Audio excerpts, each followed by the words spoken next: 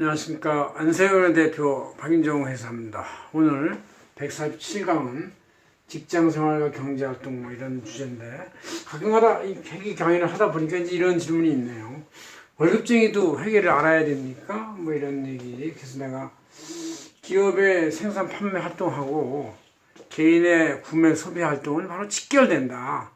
직결되면서 바로 회계 처리가 일어나는 것이다. 그 가계부에서는 안 할지 몰라도 기업에서는 그 포스 단말기에서 또 아니면 유통점에 그 캐시 현금 창구에서 여러분들이 신용카드를 내고 현금을 내고 거래할 때마다 이미 벌써 회계 처리가 다 이루어지는 것이죠. 이렇게 이 전 세계 모든 구매 소비 활동과 판매 활동은 바로 실시간으로 회계 처리 연결되면서 그 회사의 재무제표를 구성하고 또 가게의 재무제표도 구성할 수가 있습니다. 그러나 안 하니까 모르니까 내가 과연 해야 될 것이냐 이런 이제 궁금한 질문이 나오는데, 자, 월급쟁이 직장생활인들도 언젠가 사업을 할 수도 있고 또 은퇴하고 나서 직업을 갈 수도 있어요. 이것이 이제 개인 자영업이 될 수도 있고 사업이 될 수도 있는 것이죠. 그래서 회계 지식은 직장생활 근무할 때도 필요하지만 나중에 이런 은퇴 후 직업할 때도 당연히 필요해요. 그래서 월급쟁이일수록 회계를 더 잘 알아야 된다. 왜? 자기가 해야 되니까. 또 이것이 자기가 댕기는 기업의 생산 판매하고 또 자기가 그 회사의 제품을 소비한다고 할 때 소비급하고 다 연결돼 가지고 늘 회계 순환 과정에서 있다. 그런 얘기죠. 그래서 우리 회계가 과연 필요한가? 회계는 외계어인가 회계어인가 해서 우리는 이것이 공용어다. 이것은 회계는 외계어가 아니고 공용어다. 이렇게 이제 제가 많이 강의해 왔어요. 그럼 이제 그것이 공용어니까 짧은 시간에 좀 배워야 되지 않겠냐 이런 걸 생각해서 여기서 짧은 시간에 그 연결고리가 어떻게 서로 연결되는지 한번 봅시다. 일단 먼저 회계에 대한 정의는, 회계는 모든 경제 주체 개인부터 가게, 기업, 사회, 국가 전체, 전 세계 거래 활동을 매일 매거래 시점마다 매일마다 따라다니는 그림자같이 따라다니는 바로 기록 활동이다. 이런 얘기죠. 카메라같이, 그림자같이, 아니면 CCTV같이 쫓아다니는 바로 기록 활동이다.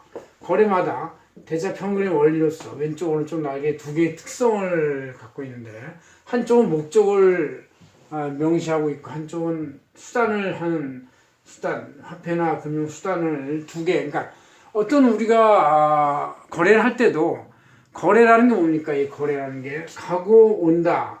가고 온다에 둘 다를 표시하는 거예요. 가고 오는 거에 둘 다를 표시한다. 그것이 바로 복식북이다. 그래서 대차평균의 원리에 따라서 두 개의 금액을 똑같이 가고 오는 금액을 표시하는 것이 거래다. 이런 얘기죠. 자, 그럼 가고 오는 거에 대표적인 게 내가 월급 받는 거. 내가 노동을 제공하면 가는 것이 노동이니까 그거에 대한 대가로 월급을 받게 돼요. 원인이 월급, 원인.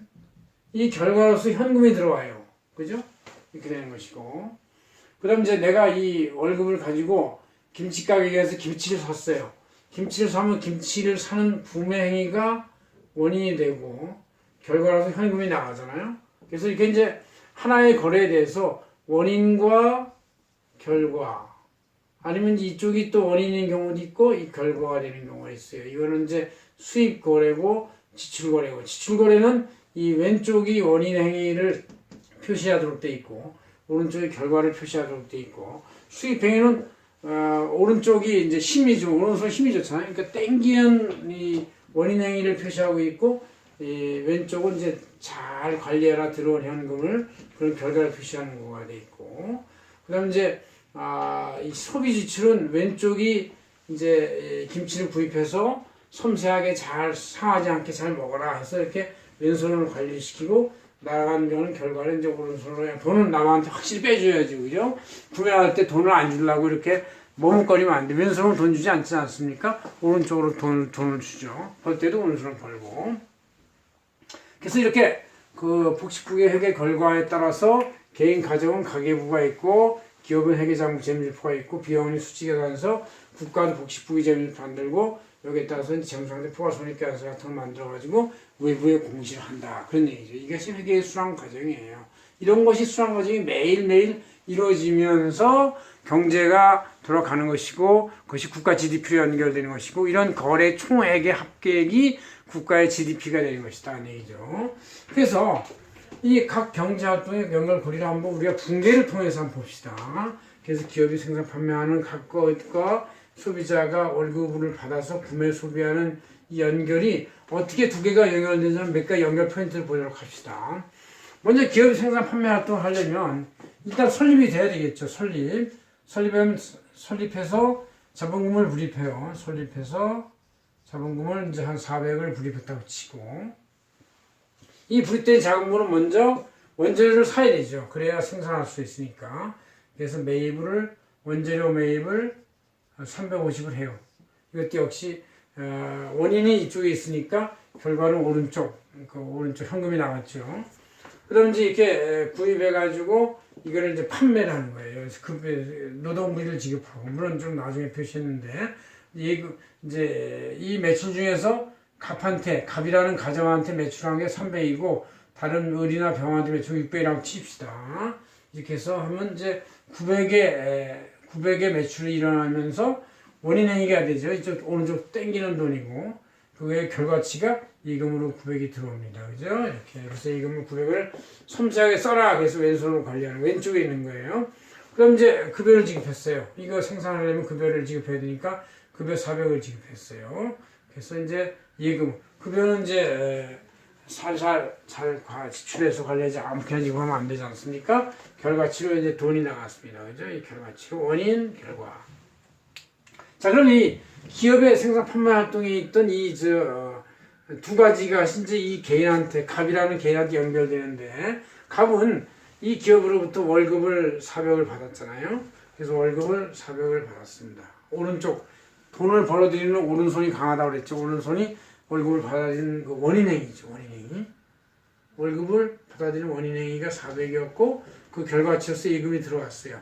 여기 예금은 이제 이쪽에서 예금 난 것이 나한테 들어온 것이죠. 이것이 자동이체로 이쪽에서 제출된 예금이 나한테 돈으로 들어온 것이다. 아니죠. 그 다음에 이걸 월급을 받아가지고 한 달 동안 생활비로 이제 썼어요. 그래서 이쪽 회사에서 주로 한 매출액을 라면도 있고 김치도 있고 쌀도 있고 식료품이 다 있겠죠. 그런 일상용품을 300원치를 샀습니다. 300. 예금이 이제 300이 나왔겠죠. 이 300 원인행위는 이제 내가 먹기 위해서 살기 위해서 원인행위를 일으키는 거고 이거 결과로서 돈이 나왔죠. 이렇게. 그래서 이제 이 기업의 생산 판매 활동과 개인의 월급 받고 구매하는 것은 이게 항상 연결돼 있어. 이런 것이 이제 한 명만 표시해서 하나의 기업과 한 명만 표시했지 엄청난 많은 기업과 수천만의 소비자가 서로 연결돼서 살아가는 것이 현재 이 모든 경제의 주체들의 삶이죠. 이렇게 표시가 됩니다. 여러분들이 알게 됐죠? 그러니까 급여를 여기서 받아가지고 또 여기서 나온 상품을 사면 나의 손익계산서 형성이 된다. 그런 얘기죠. 그럼 먼저 기업의 판매 활동에 대한 해결책이 이 네 가지만 가지고 이 네 가지가 바로 이제 400개가 되고 400배, 4000배 이렇게 돼서 이제 회사의 수만 거래가 형성이 되는 거예요.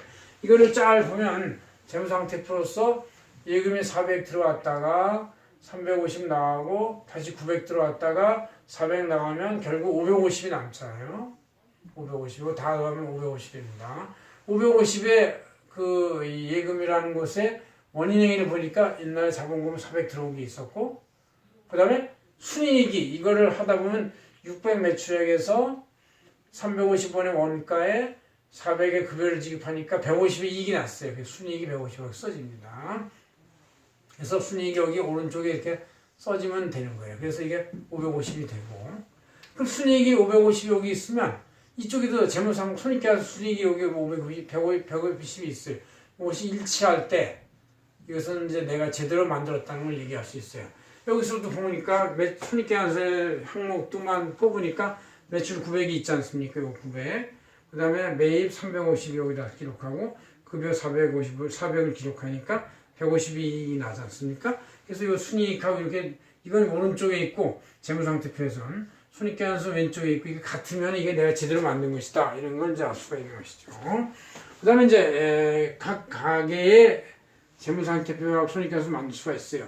그 기업에서 가게에서는 내가 월급을 400 받아가지고 생활용품을 300 썼으니까 100이라는 현금이 나올 것이고 이것은 당년도 순이익이라고 볼 수 있어요. 순이익여금, 당년도 순이익여금 100 오른쪽에 쓰죠.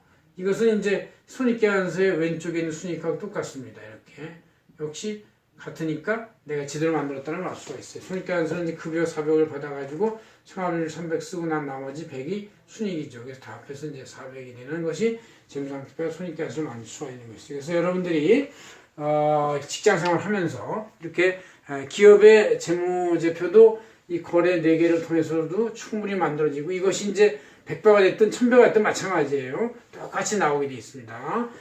소비활동도 마찬가지. 이게 한 달치가 됐든 12달치가 됐든 1년치가 됐든 간에 이렇게 똑같이 나오게 되어 있어요. 그래서 여러분들은 내가 직장 근무자로서 얼마인지 저한테도 회계 언어가 중요하고 이건 내가 스스로 이런 거래를 통해서 재무상태표와 손익계산서를 스스로 만들어낼 수가 있구나. 그래서 이거 내가 이거 모르고 그냥 있는 게 아니라 조금만 신경 써서 알면은 이렇게 쉽게 재무제표를 만들 수가 있다. 이렇게 알 수가 있어요. 그래서 우리가 이런 모든 거래가 총화돼서 이것이 이제 기업의 총 매출액이 이루어지는 거고 기업의 총 매출액은 국내 소비액과 해외 수출액과 타격 구매기를 합하면 이것이 바로 다 GDP 이것이 이거의 합배를 이렇게 합계를 하면 다 GDP가 되는 것이죠.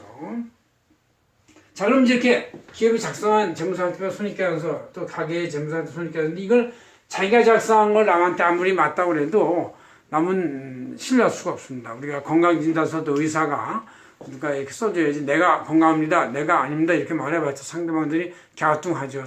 신뢰가 안 갑니다. 그래서 기업의 자기작성 재무제표 같은 건 자기작성 재무제표는 자기주장 처리의 자료에 불과하다 이거예요. 그래서 독립된 제3자 회계사나 회계법인이 외국감사를 해서 신뢰성 있는 재무제표가 돼야지 이것이 계속기업으로서 되는 것이다. 그래서 회계감사 보고서는 옛날 말 성어로서 온고이지신 옛날 걸 반성해서 미래를 나간다. 이거 같은 것이 회계감사 보고서를 보고 과거 이 회사의 재무제표가 성과가 이랬으니까 앞으로 이게 잘 나갈 것이다. 그럼 내가 이걸 계속 거래할 것인가 말 것인가 생각하는 좋은 수단이 되는 것이죠. 그래서 우리가 이 회계 이거는 아주 직장인이 배워야 아주 기본 필수 지식이고 또 그냥 본능적으로 알 수도 있는 그런 것들이에요. 왜냐하면 대사평균의 원리에서 각 거래마다 그 원인과 결과의 그 왼쪽 오른쪽을 잘 배열해 놓으면 자동으로 회계 처리가 되는 것이고 요새 또 회계 프로그램이나 이런 소프트웨어가 잘 돼 있어가지고 이런 거 잘 몰라도 그냥 거래를 넣기만 하면은 자동으로 재무제표가 나와서 모든 기업의 재무상태표 또 한국 전체 GDP도 이렇게 만들어지는 걸 알 수가 있는 것입니다. 고맙습니다. 박인정이었습니다.